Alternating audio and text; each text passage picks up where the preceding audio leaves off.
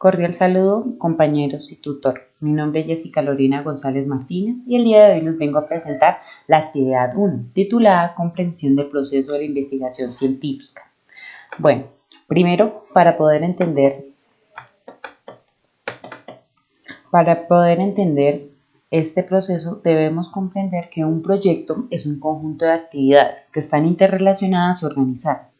Estas actividades se organizan y se encuentran unidas para cumplir una finalidad, que en nuestro caso sería alcanzar un objetivo. Pero hay muchos tipos de proyectos. Entonces, entrando en específico, el proyecto de investigación se diferencia de los demás proyectos, ya que este también tiene actividades que se interrelacionan y son organizadas, pero se desarrollan bajo el sistema del método científico, con la necesidad de resolver un problema en general. Bueno, el proyecto de investigación se caracteriza primero que todo porque el proyecto debe ser claro, debe ser flexible y debe ser viable para poder realizar este proyecto. ¿Por qué es tan necesario que se cumplan las características en un proyecto de investigación? Primero que todo porque estos proyectos pueden ser financiados y aprobados. Entonces, comúnmente lo que una persona cuando realiza un proyecto de investigación es que este proyecto puede encontrarse dentro de un programa o dentro de un programa de investigación. Este debe estar enmarcado en una línea determinada y si ha de ser posible, todo este proyecto debe estar articulado, por ejemplo, a un plan nacional, regional o local.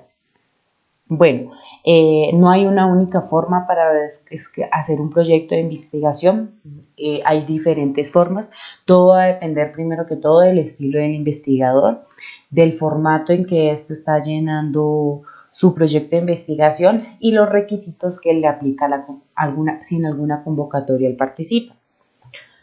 Con respecto al planteamiento del problema, encontramos que el planteamiento del problema se encuentra compuesto por la pregunta de investigación, objetivos y justificación. Entonces, ¿cuáles son los criterios para el planteamiento del problema? Son tres.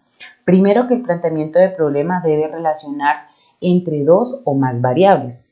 Dado que solamente hacer referencia a una sola variable no es un proyecto muy sólido. De igual manera, el planteamiento del problema se debe formular de manera clara y sin ambigüedades. Por último, este debe dar la capacidad de que se realicen y se compruebe por medio de pruebas empíricas. Los objetivos de investigación. Bueno, cuando hablamos de los objetivos de investigación, hacemos referente a que son una guía que permiten resolver las preguntas de investigación. Entonces, de manera general, son los pasos a seguir que se deben hacer de manera cronológica para poder resolver la investigación. Entonces, los objetivos de manera concisa deben ser congruentes entre sí, o sea que todos los objetivos se deben ajustar todos los objetivos deben ser una serie de pasos uno al otro, deben ser realizables y medibles. Sobre todo estas últimas dos partes de realizables y medibles son muy importantes en un proyecto de investigación, ya que si no se cumple ninguno de estos dos objetivos, probablemente no se logre obtener ningún resultado.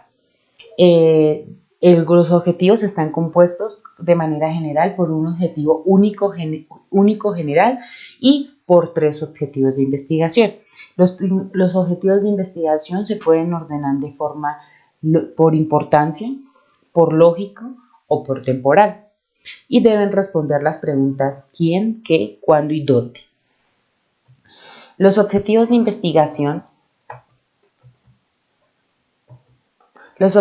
investigación se redactan de manera general. Se ha definido que para poder redactarlos debemos tener un verbo en forma infinitivo. Hay que responder el para qué y la finalidad. Entonces, en la tabla que tenemos al lado es otra manera de escribir los objetivos para poder entenderlo mejor. Entonces, en la primera columna tenemos los verbos en infinitivo, el fenómeno, el subfenómeno y el para, que es la finalidad. Entonces, de manera general podemos, por ejemplo, analizar estructuras entre y promover. Para entender mucho mejor, hay unas reglas generales para poder escribir los objetivos. La primera regla es que todos los objetivos siempre se van a redactar en tercera persona y de modo impersonal. Segundo, son breves, concisos y claros. Tercero, no deben dejar lugar a dudas sobre la acción a realizar para que se va a realizar. Están comúnmente formados por dos oraciones. La primera oración del objetivo responde a la pregunta ¿qué se va a hacer? También se escribe en verbo indefinitivo y se utiliza verbos discriminantes de acción, cuantificables y verbos que no permitan medición. La segunda parte de la oración va a responder a la pregunta ¿para qué se va a realizar la acción? De igual manera se puede volver a utilizar un verbo en infinitivo, pero este no debe ser el primer verbo que se utilizó en la oración. Continuando más adelante, tenemos que la clasificación general de los objetivos. Entonces, los objetivos se clasifican en objetivo general y en un objetivo en específico. El objetivo general es integral, dado que va a integrar todos los tres objetivos específicos, es de tipo cualitativo y terminal. Cuando hablamos de tipo terminal, hacemos referencia a que el objetivo no va a ser infinito. Este tiene que tener un fin y una finalidad y tiene que acabarse en algún momento. Los objetivos específicos son directamente los que nos van a contribuir a poder realizar a cada objetivo y llevar a cabo el objetivo general y con ello responder la pregunta. Bueno, la pregunta de investigación. La pregunta de investigación tiene múltiples características. La primera característica es abordar y responder a la investigación. Entonces, este se relaciona directamente con el problema de investigación, dado que se debe abordar y responder a ese problema que se está sometiendo. De igual manera, la pregunta de investigación debe tener sometimiento o constatación empírica. La pregunta de investigación debe ser clara y sin un doble sentido. De igual manera, solo se hacen preguntas en que el diseño que sea posible probar. ¿Qué significa esto? Que las preguntas que cada uno de nosotros hagamos, todas las preguntas deben tener un diseño metodológico, el cual el diseño tenga la capacidad de responder las preguntas, ya que de nada nos sirve tener preguntas de investigación en el cual el método no corresponde para resolver a la pregunta. De igual manera, aunque se pueden hacer múltiples preguntas en un proyecto, pero hay que limitar el número de preguntas. Comúnmente se tienen muchas preguntas cuando son macroproyectos, pero por proyectos que son pequeños y a corto plazo, se recomienda mejor de 1 a 2 preguntas. Por último, la pregunta de investigación debe ser comprensible a cualquier tipo de persona. ¿Qué significa esto? Que cualquier persona que lea la pregunta de investigación que cada uno de nosotros hemos planteado para nuestra investigación debe tener la capacidad de comprender la pregunta, ya que si la persona, y no necesariamente la persona debe encontrarse en nuestro ámbito, las personas, cualquier tipo de persona debe tener la capacidad de entender la pregunta. Entonces, la formulación de la pregunta de investigación hay que evitar estadios futuros, o sea, no que la pregunta responda a cosas futuras, ya que se puede ir para otro proyecto. No se pueden poner dilemas insolubles, como por ejemplo lo es el caso de la fe y las preguntas constantes, si Dios existe o Dios no existe, ya que no son de fácil resolver. No responder, la pregunta nunca puede responder sí o no. Siempre hay que escribirlo de una manera en que la pregunta se pueda trabajar y no se escriba como sí y no de respuesta como no, ya que no es una investigación. Y hay que evitar preguntas totalizantes.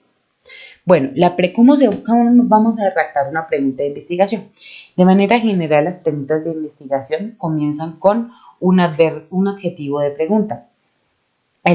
Continuamos con las variables de estudio, las variables independientes y las variables dependientes, la zona de estudio donde vamos a trabajar nuestro proyecto y la relación temporal, ya que no podemos dejarla no podemos dejar de limitar nuestra pregunta porque ya nuestro propio diseño metodológico no nos la permitiría responder. Bueno, llegamos a la parte más importante de un proyecto, aunque muchas personas no le ponen mucha atención a esta sección. ¿Por qué?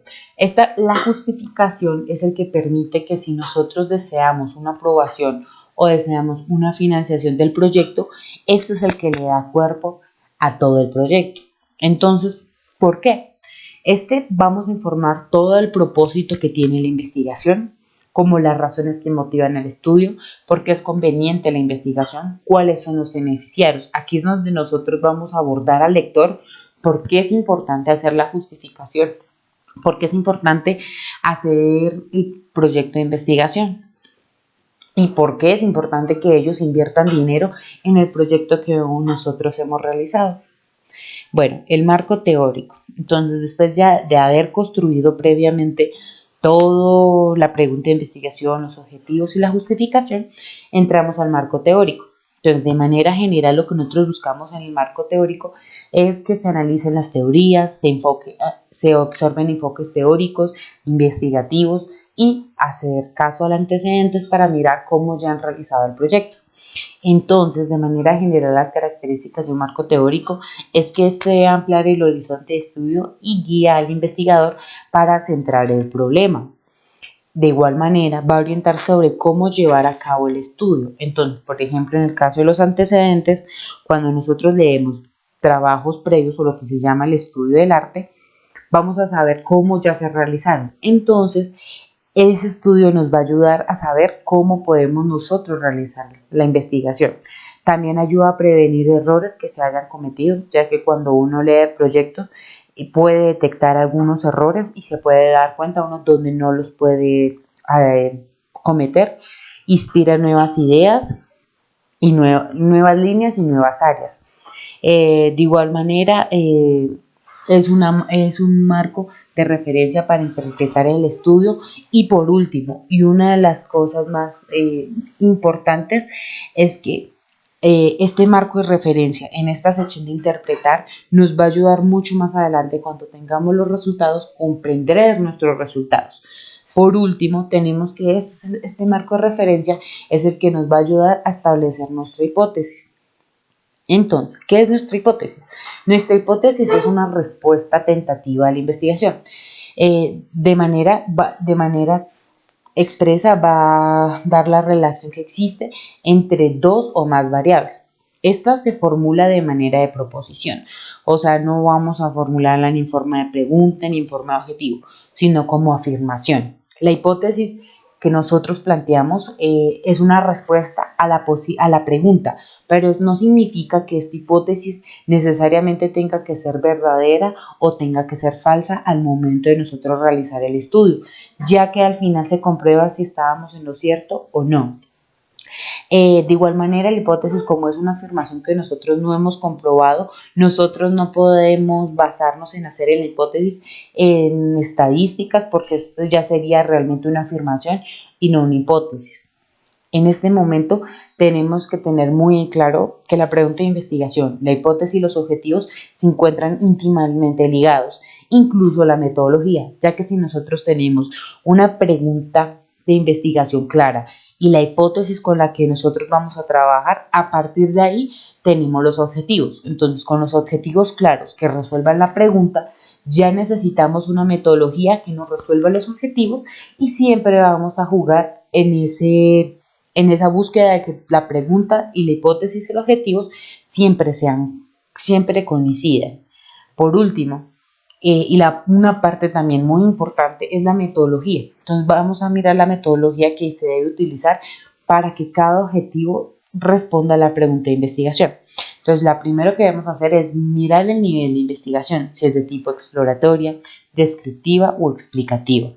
Todas estas características ya las determinan los investigadores como tal. El diseño de investigación, mirar si lo van a hacer en un campo experimental o documental, la población y la muestra. Bueno, son elementos importantes ya que sobre ellos son los que nosotros vamos a trabajar. Debemos definir muy bien lo que es nuestra población y lo que no es nuestra muestra. Los tipos de muestreo. Bueno, aquí de manera general yo les muestro los muestreos probabilísticos y los de al azar simple, que son los más utilizados, pero en general hay muchos tipos de muestreo y todos van a depender el objetivo y la pregunta que nosotros queramos contestar. Hay que tener mucho cuidado ya que no todas las preguntas sirven para el mismo tipo de muestreo. Y por último, el análisis, que es una de las partes donde más interés uno le debe poner, ya que aquí vamos a observar las relaciones entre variables y la relación que existe entre cada una de ellas y cómo van a cambiar en el tiempo.